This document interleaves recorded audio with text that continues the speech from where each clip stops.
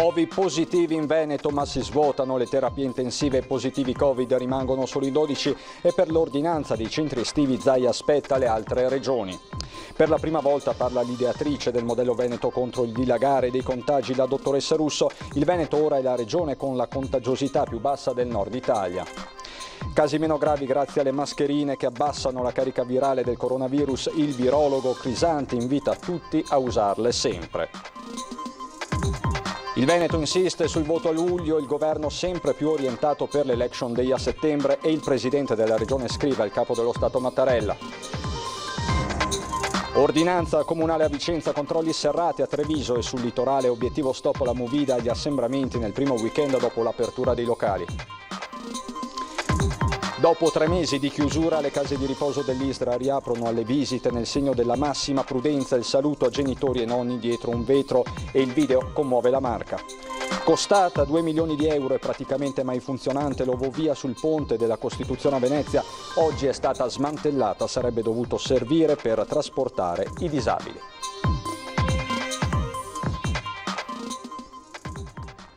Bentrovati telespettatori di Antenna 3 Nord-Est per l'edizione regionale dei nostri telegiornali. In primo piano la contabilità del contagio, nuovi positivi in Veneto per l'esattezza 21 dopo il contagio zero del secondo report di giornata di ieri sera, ma si svuotano le terapie intensive. Per l'ordinanza dei centri estivi Zaia intanto aspetta le altre regioni, mentre per le elezioni scrive al capo dello Stato Mattarella.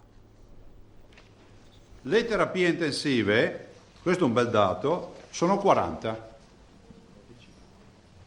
12 in meno, delle quali 12 positivi e 28 negativi. Quindi noi in teoria dovremmo dichiarare 12 persone Covid in terapia intensiva. La tabella a 7 zeri, uno per ogni provincia, che ieri sera ha fatto annunciare al professor Crisanti il traguardo del contagio zero, anche con un certo anticipo, è già stata corretta in mattinata. La precauzione è d'obbligo. I casi tornano a salire, ma sono meno gravi. Le terapie intensive continuano a svuotarsi. 7 nuove dimissioni soltanto ieri. I focolai sono contenuti e sotto controllo. Il Veneto mantiene le promesse e marcia sicuro verso un progressivo isolamento del virus. Restano fermi per ora, in attesa di nuove notizie, gli elettori chiamati a rinnovare Consiglio regionale e comuni e i bambini. Per i centri estivi l'ordinanza tanto attesa resta nel cassetto fino a domani. Abbiamo negoziato di fare una chiusura con le linee guida, noi ce l'abbiamo già, come è accaduto l'altra volta, ce l'abbiamo, se si riesce a chiudere anche assieme a tutte le regioni è finita lì, insomma. Si va verso una linea comune, la strategia vincente per il Presidente, così come è stata quella che ha spinto il governo verso l'apertura anticipata di bar, ristoranti e parrucchieri. Meno semplice sarà la partita delle elezioni, che ha spinto Zaia a scrivere anche al Presidente Mattarella. Risolto il tema di natura sanitaria, ce n'è uno di natura pratica. Votare a fine luglio o il 2 di agosto significherebbe garantire un periodo di preparazione delle liste e di campagna elettorale, un periodo sostanzialmente estivo ma non vacanziero. Votare il 6 o il 13 di settembre significa presentare le liste a Ferragosto e fare la campagna a Ferragosto. E poi c'è il tema dei tamponi, uno strumento diagnostico destinato a tramontare. Il futuro sarà il test rapido, fai da te e a basso costo. Ognuno di noi avrà un protocollo, a questo punto non esiste più problema di lockdown, di infezioni, perché abbiamo l'obbligo per legge, faremo un'ordinanza, di fare l'autodiagnosi con determinate cadenze, identifichiamo i focolai e così la risolvono velocemente. La mia idea è che i tamponi non andranno avanti a vita.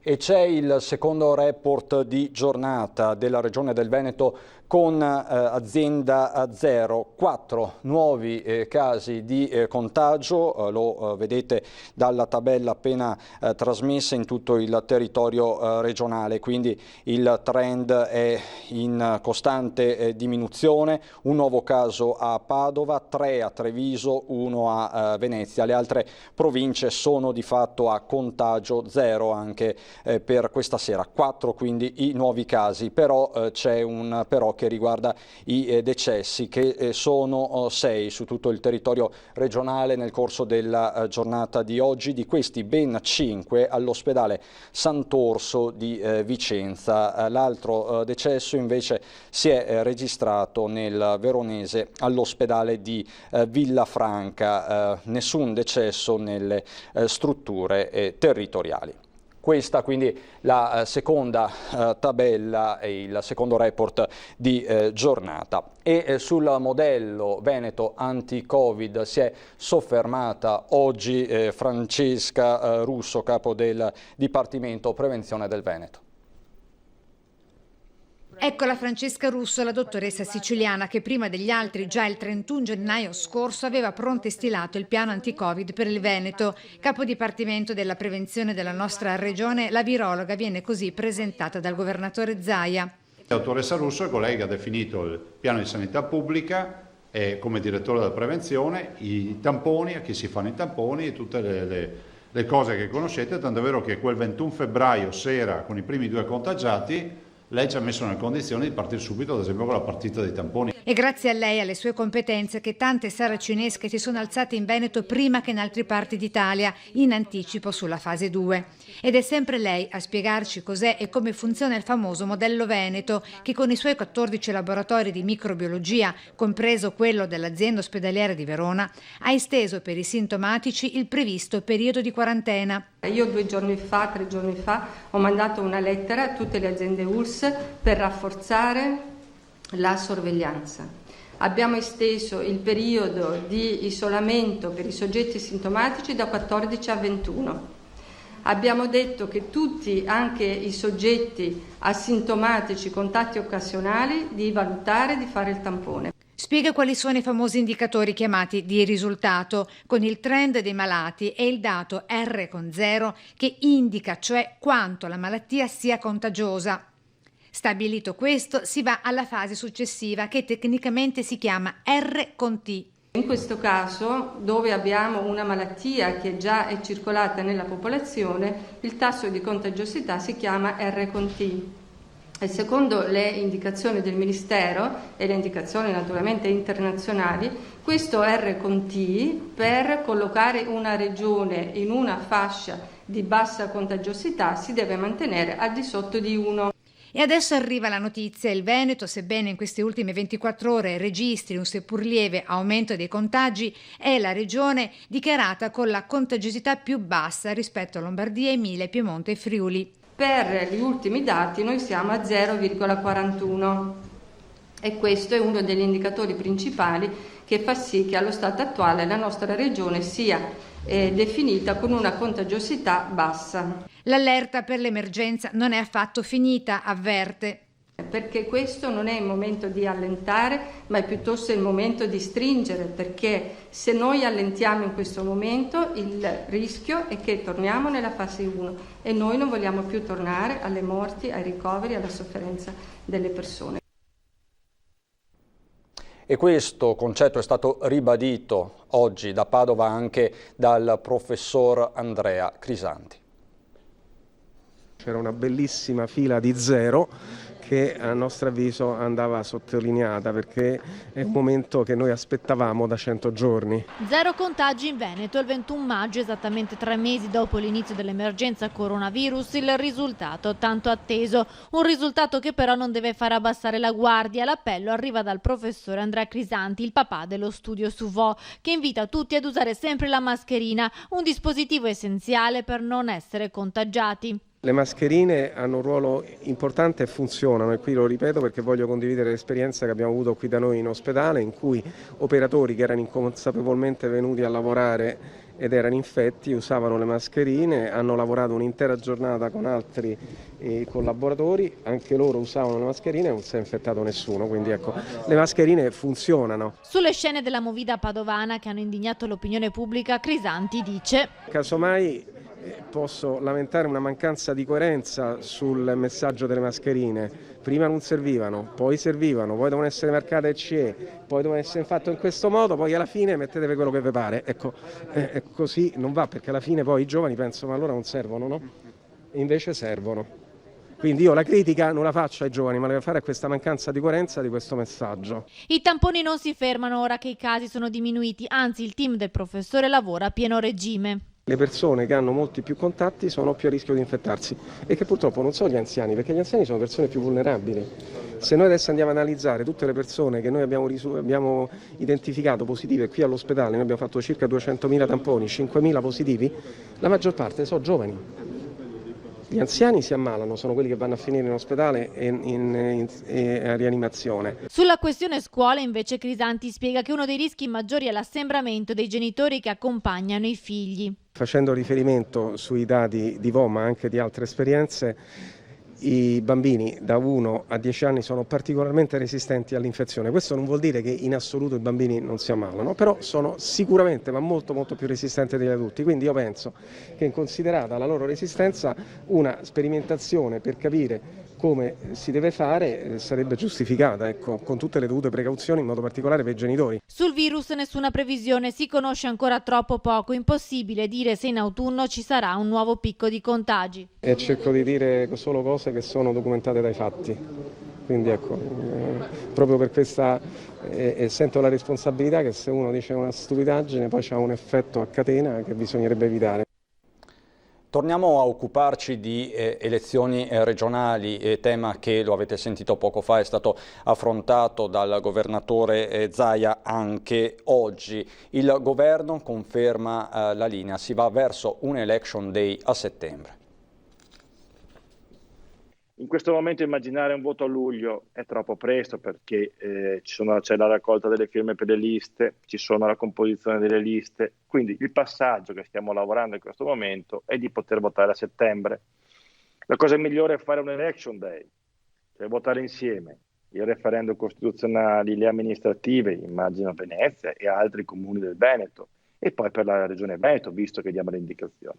Questa è la linea dell'esecutivo tracciata dal ministro per i rapporti con il Parlamento dopo che la questione è approdata in Commissione Affari Istituzionali con un asse 5 Stelle PD a colpi di emendamento. La via quindi è quella dell'Election Day. Facciamo in una giornata sola, magari con 2 giorni per la votazione per aprire maggiormente, e poi cerchiamo una data per il ballottaggio. A guardare al voto a settembre anche il centro-sinistra regionale con Arturo Lorenzoni, candidato presidente, pronto all'eventuale campagna elettorale estiva. Comunque una data un po' inusuale, perché fare la campagna dall'inizio di agosto al 13 di settembre penso sia una primizia a livello costituzionale italiano. Però sicuramente è una data più gestibile rispetto alla data impossibile su cui Luca Zaia si sta ancora battendo con accessi agli atti parlamentari che voleva votare in luglio. Elezioni a parte, restano diversi nodi, con il governo pronto a ripristinare i fondi ai comuni veneti ricadenti in area rossa e rimasti fuori dal decreto rilancio, e poi la madre di tutte le battaglie, quella per la semplificazione. Su questo proprio D'Incà, reduce dal Consiglio dei Ministri, ha annunciato un decreto ad hoc. E questo è il momento del coraggio, che da ieri sera abbiamo messo praticamente l'impegno comune in Consiglio dei Ministri, lavorando tutti quanti i ministri, con un orizzonte dei prossimi 15 giorni, preparare un decreto, convertirlo entro agosto, inizio di agosto, e quindi dare veramente anche una visione internazionale diversa. Intanto sul fronte internazionale sono scattati i controlli della polizia slovena per evitare lo sconfinamento di cittadini italiani attraverso i valichi minori. Una decisione, quella di Lubiana, che manda su tutte le furie politici e non. Ecco una delle prime pattuglie della polizia slovena che da questa mattina, su ordine del commissariato di Postumia, vigilano sui confini minori per contrastare lo sconfinamento degli italiani, biker, runner o passeggiatori che siano, ai tempi del coronavirus. Sono le 9:45 del mattino al confine di Basovizza-Lipica. Sotto i nostri occhi, poco prima e poco dopo il passaggio della volante, vanno in scena 2 episodi. Il primo, quello di un italiano che rientra in Italia scavalcando il Jersey e sostiene di essere andato a fare delle iniezioni di insulina in Slovenia. Il secondo, ripreso parzialmente in senso contrario, che vede una signora con auto targata Lubiana che sconfina di qualche metro in territorio italiano per ricevere un pacco e firma la bolla. Insomma, pare proprio che oltre a non poter vivere senza le derrate alimentari italiane, come disse all'epoca dello stallo dei tirafernetti il console sloveno a Trieste Vojko Vuk, la Slovenia non possa vivere nemmeno senza le consegne di molti altri prodotti d'eccellenza del bel paese. Quanto alle pattuglie, a stretto giro il parere di due passeggiatori nostrani. Se è vero che gli sloveni controllano i cittadini italiani che vanno oltre confine, dovrebbero essere altrettanto per i cittadini extracomunitari, per gli extracomunitari che vengono a migliaia, perché non ha nessun interesse a tenerli da loro, ma li mandano tutti in Italia. Ci spostiamo in bosco sul celebre anello di corsa di Basovizza, in cui facilmente, anche per una svista, escursionisti e runner inesperti possono sconfinare inconsapevolmente. Ecco, questo è uno di quei sentieri amatissimi dai runner che rischia però di condurvi oltre confine in Slovenia. Vedete, semisepolto dalla vegetazione, il cartello confine di Stato a 370 metri. Rientriamo verso Grozzana, dove è sito uno di quei valichi agricoli, oggetto, secondo le autorità slovene, di centinaia di sconfinamenti di italiani. Gli altri sono quelli del Cocusso, di Draga Sant'Elia e Verpolje. Questi valichi, vista la sospensione del regime di Schengen, sono definiti illegali perché gli unici confini percorribili, ancora per le note motivazioni di necessità e urgenza, sono quelli noti e ben evidenziati. Dunque, chi sconfina attraverso gli altri passaggi rischia un'incriminazione in Slovenia e la riconsegna in Italia con annessa quarantena. Ma chi vive e lavora a poche centinaia di metri di distanza non ci sta. Che pensa controllare noi, non guarda quelli che arrivano dai boschi, che ne arrivano a centinaia, ne arrivano. Questo sul fronte italo-sloveno, ma torniamo a occuparci della movida senza regole. Oggi l'ordinanza, la nuova ordinanza del sindaco di Vicenza. Movida selvaggia stop. Stop agli assembramenti in centro storico a Vicenza, stop ai gruppetti fermi davanti ai locali, nelle piazze, sulle strade, stop alle distanze azzerate, alle mascherine abbassate. Il sindaco ha detto stop. Questa mattina ho sottoscritto l'ordinanza contingibile urgente per vietare il consumo di alcol nelle zone aperte al pubblico, nei luoghi pubblici. Si potrà bere quindi l'aperitivo presso i locali sia all'interno che nei plateatici che abbiamo ampliato raddoppiandoli in alcune situazioni, quindi lo spazio c'è per tutti. Questo lo facciamo perché vogliamo dare un segnale di educazione a coloro che nei giorni scorsi si sono lasciati andare ad assembramenti veri e propri per l'aperitivo. Il problema degli assembramenti è stato al centro del Comitato per l'Ordine e la Sicurezza che si è riunito questa mattina in videoconferenza con il prefetto, il questore e i sindaci dei principali comuni del Vicentino. Dopo un largo confronto, Francesco Rucco ha firmato l'ordinanza che si regge su un semplicissimo principio: tolleranza zero per chi non rispetta le regole anti-Covid. È inaccettabile che dopo 3 mesi di epidemia, dopo 3 mesi di lockdown, ci siano comportamenti di questo genere. Quindi fino al 2 giugno c'è questo divieto sanzionato con le regole del governo, dei decreti del governo, quindi con una sanzione minima di 400 euro che può arrivare fino a 3.000 euro per chi viola queste regole, il divieto dell'assembramento, come prevede anche la legge. Agenti della Polizia Municipale invece in azione in centro a Treviso per verificare mascherine e distanze di sicurezza, ma anche per raccogliere lo sfogo dei baristi. Sentite cosa dice la barista che apre questo servizio. La teniamo chiusa apposta per evitare qualsiasi problema. Ci sono stati dei problemi di recente? No, vabbè, poi sai che la gente, noi cerchiamo di mantenere le distanze, di far mantenere le distanze alle persone, però non è facile. È solo uno dei tanti commenti quotidiani che vengono raccolti dagli agenti della Polizia Municipale di Treviso durante i controlli per il rispetto delle regole anticontagio, che stando a gran parte dei gestori vengono seguite poco o per niente, soprattutto dai giovani. Non a caso nella serata di giovedì sono arrivate le prime e pesanti sanzioni. Di fronte a delle situazioni critiche come quella che abbiamo rilevato ieri pomeriggio in pescheria, naturalmente, come dicevo prima, sono partite le prime sanzioni per assembramento, 4 verbali elevati a 2 minorenni e 2 maggiorenni. Costo totale per loro? La sanzione è sempre di 400 euro ciascuno. Sì, il timore soprattutto per questo fine settimana è che ci possano essere molti assembramenti. Stiamo lavorando anche in queste ore, ma naturalmente lo abbiamo fatto anche in questi giorni, di cercare di stimolare un senso di responsabilità da parte di tutti. Le altre generazioni di cittadini invece al momento stanno seguendo le regole anche in luoghi particolarmente complicati, come ad esempio dal parrucchiere. Noi facciamo dalle 9 del mattino alle 8 di sera. Se abbiamo messo un tavolo fuori, magari che chi viene in anticipo sta fuori, magari aspetta un attimino e poi esce uno e entra l'altro. Perché a volte basta davvero poco, come un tavolino fuori dall'esercizio, per rendere tutto il più possibile vicino alla normalità, anche se l'uso della mascherina comunque per tanti è una sofferenza. Sì, dopo sa che quando ho finito... Sì, certo. Sì. Voi siete conviventi? No. Allora vi ricordo di mantenere la distanza di 1 metro quando poi vi togliete la mascherina per consumare. Hai ragione. Grazie. Resta l'amarezza di chi, per l'immaturità di pochi, ha deciso, pur in un momento economicamente molto difficile, di non tenere aperto la sera. No, teniamo chiuso per far rispettare meglio le regole e appunto non avere problemi. Adesso per noi c'è la pubblicità. A dopo.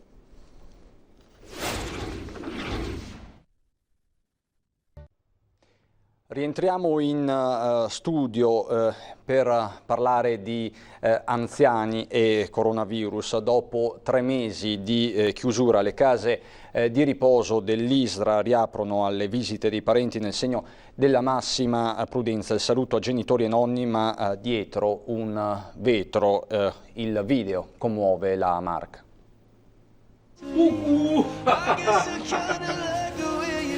Ciao! Mi conosci tu ancora? Mi conosci tu ancora? Che se mi sono mascherato? Non ci si può ancora abbracciare, toccare, accarezzare, ma poter tornare a rivedere i propri cari, anche se ancora attraverso un vetro, regala un'emozione profonda di quelle che non si dimenticano più. Dopo 3 mesi di chiusura totale alle visite, per proteggere gli anziani dal contagio, da martedì le strutture dell'ISRA consentono questa nuova modalità di visita ai parenti. Come va, mamma? Da martedì noi abbiamo iniziato a far sì che i familiari possano fare dei colloqui attraverso un vetro, il vetro chiaramente con i loro cari. Questo perché? Perché siamo in attesa delle disposizioni generali da parte dell'ASL, ma anche perché vorremmo come case di riposo attuare tutti lo stesso metodo. 3 mesi interminabili di isolamento che hanno però consentito alle case di riposo dell'ISRA di rimanere praticamente immuni dal virus, con un solo anziano positivo asintomatico su un totale di 600 ospiti. Nessun contatto diretto con i familiari, con le sole nuove tecnologie a mantenere vivo il legame tra genitori e figli, nonni e nipoti.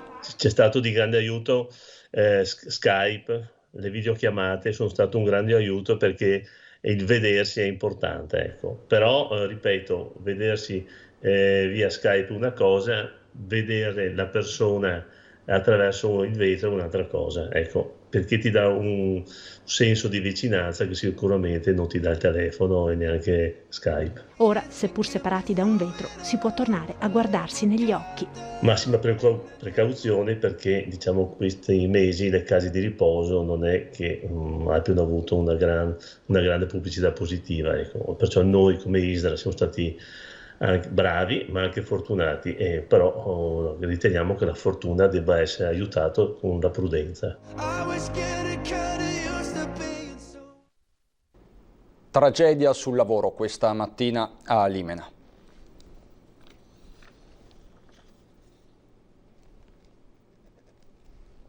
Incidente mortale sul lavoro a Limena, a perdere la vita Arrigo Frizzarin, 75 anni, titolare della ditta Tecno Utensili. Sul posto sono intervenuti i carabinieri e i tecnici dello Spisal. Secondo una prima ricostruzione, Frizzarin stava caricando una fresatrice su un autocarro quando il macchinario si è ribaltato dal trasportatore e gli è caduto addosso. L'uomo è stato subito soccorso dal personale del 118, allertato dai dipendenti, ma è morto mentre l'ambulanza lo stava trasportando in ospedale a Padova. Fresatrice, transpallet e carro sono stati subito posti sotto sequestro.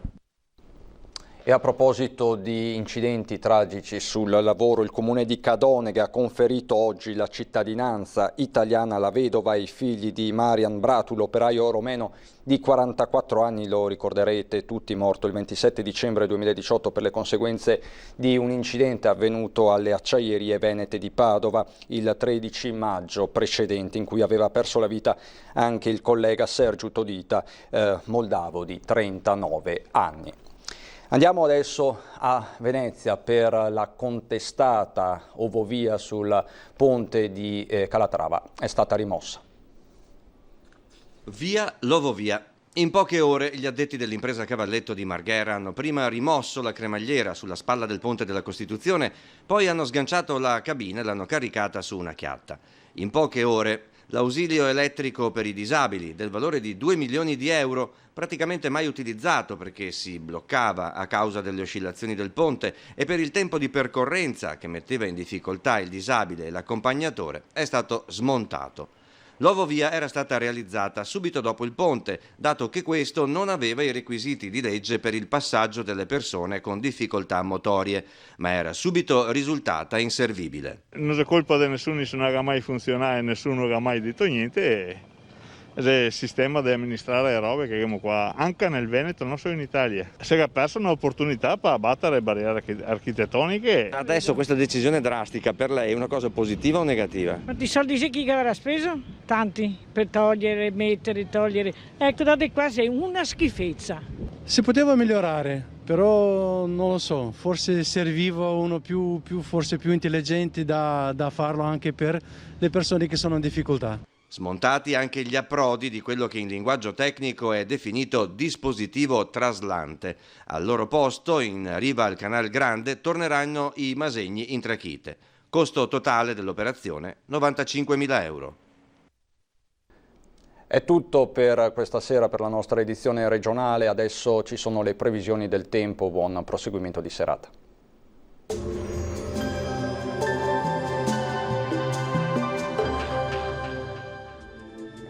Benvenuti al Meteo. Continua la presenza dell'anticiclone sul nostro territorio, sabato con bel tempo prevalente ma anche con qualche disturbo. Vediamo dove nel dettaglio. Sul Veneto continua l'assaggio d'estate che stiamo assaporando ormai da qualche giorno. Sarà infatti una giornata all'insegna del sole un po' dappertutto. Nel pomeriggio e in serata avremo qualche pioggia, dapprima solamente sui rilievi e sui settori più ad ovest della nostra regione, in estensione entro la notte anche altrove. Clima caldo con temperature minime fino a 17 gradi, valori massimi compresi invece tra 24 e 28 gradi, punte di 30 gradi.